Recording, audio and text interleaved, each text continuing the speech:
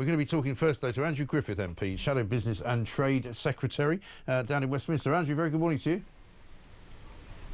Good morning, Mike. Always good to be here at the home of common sense. Yes, absolutely. Welcome. We're not getting much of a reaction from our audience of viewers and listeners this morning to the war footing that Keir Starmer wishes to put us on. They're not sure why he's doing it. They're not sure if he means to do it or indeed how he's going to fund doing it. Well, the key thing is that last point, Mike, about how he's going to fund it. So the Defence Review that was published yesterday, good piece of work, took in lots of people's thinking about the future of defence in this country. But the one thing that didn't show up and shows that he's lying when he says he's putting the country on a war footing is the money. Show me the money. And the reality is that the very bare minimum that the people who wrote the Defence Review said we need is 3% by the end of next Parliament. That's blooming ages away, 2034. Conservatives think we need to be going faster, 3% by the end of this Parliament. But the reality is that neither of those things are what the government's committed to.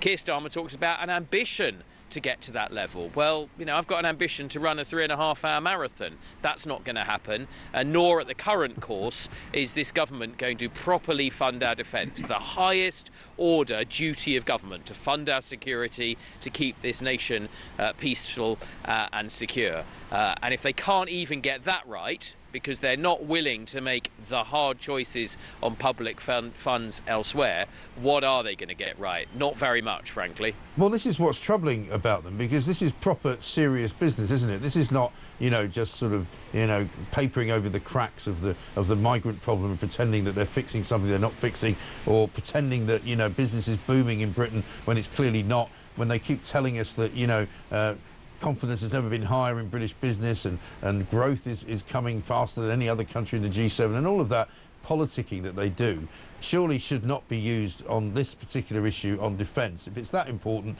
then they should be taking money away from various other projects and spending it on defence.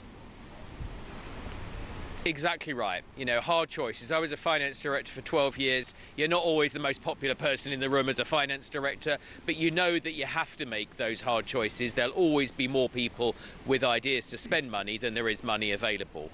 We've got the government splitting itself in pieces over a minor reform to welfare that will still see the welfare budget increase. As a nation, governments for too long, frankly, have been spending well above our means, and so we are now spending more each year on interest payments to service the national debt than we are on the security of our nation through the defence budget. That all needs to end immediately. Conservatives understand hard choices. We're the one party not engaging in a race to be spending more of other people's money. And I'd say in all seriousness, the Prime Minister this morning, there's already caused through yesterday's farrago of an announcement where it was briefed and leaked and given to business people and journalists as early as 8 o'clock in the morning, you know, possible abuse of the stock market with insider dealing. You know, we need an inquiry into that, but we also need the Prime Minister this morning to put an end and say that this will be fully funded. He's secured that commitment, and then the orders for those submarines and frigates and satellites and all of the other things that will take time can be placed immediately rather than have even more delay. The other problem we've got, and I'll let you go after this, is you put a tweet out yesterday saying the Prime Minister, Trade Secretary and Trade Minister Alexander all stated that a trade deal was secured with the United States. The only difficulty is that no one has ever seen such a deal. What is your point there? Well, the point is the whole thing's a phantom, Mike. You know, we've seen the, you know, high-fiving in the Oval Office, you know, the press conferences, the announcement, the slapping themselves on the back about this wonderful deal that they've obtained. If you go and talk to a car manufacturer or a steel worker, they are still paying the tariffs today. There is no deal, there's no reduction in the tariffs, there's no certainty, no confidence. It's why we've seen 8 months of manufacturing confidence decline under this government. The Trade Secretary needs to go back now, back into the room and try and make a reality of something that he's already announced.